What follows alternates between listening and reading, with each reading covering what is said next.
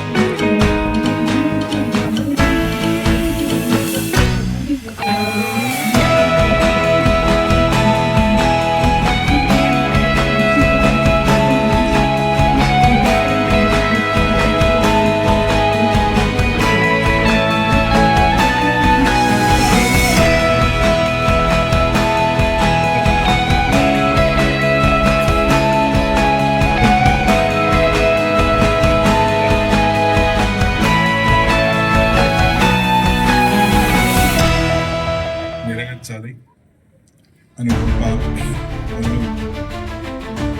ఇక్కడ వారందరూ చేసి ఆ దీక్షలు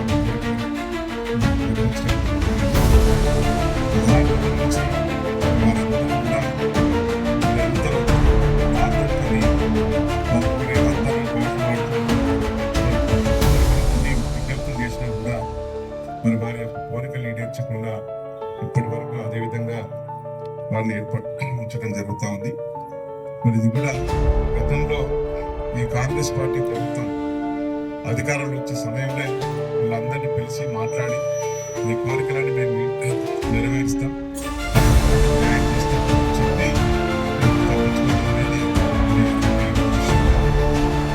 చెప్పి రాష్ట్ర వ్యాప్తంగా దాదాపు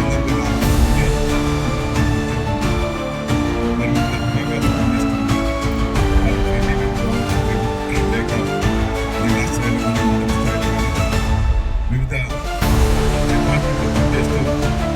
చాలా చాలా వారందరూ చేసి మనకి స్కేల్ పెట్టి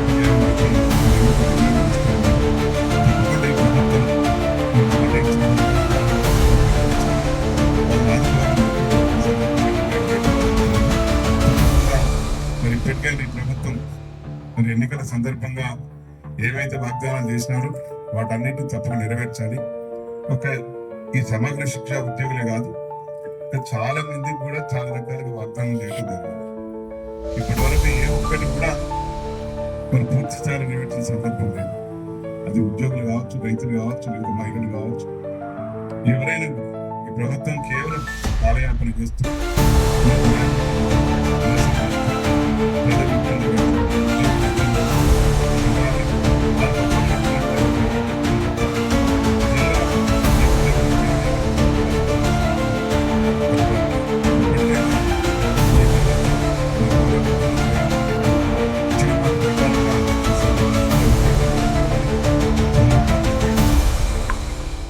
చేసి వారిని ఆదుకోవాలని చెప్పి ఈ సందర్భంగా మేము డిమాండ్ చేస్తా ఉన్నాం.